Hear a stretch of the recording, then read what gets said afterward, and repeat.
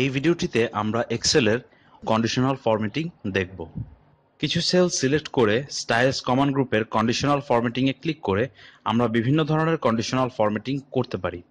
এক্ষেত্রে যে সেলগুলোর ভ্যালু 15,000-এর চেয়ে বড় সেগুলোকে আমরা হাইলাইট করতে চাচ্ছি।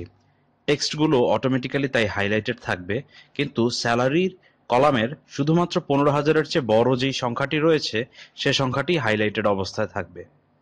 একইভাবে আমরা কন্ডিশনাল ফরম্যাটিং করে লেস দেন 10,000 যেগুলো রয়েছে সেই ভ্যালুগুলোকে আমরা হাইলাইটেড করতে পারি।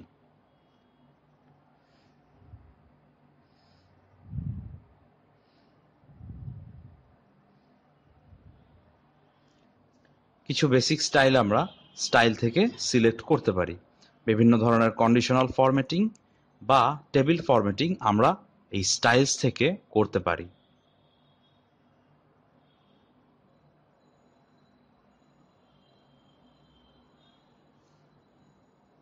বেশ কিছু ধরনের স্টাইলস রয়েছে, ডেটা বার্স, কালার স্কেলস অথবা আইকন সেটস।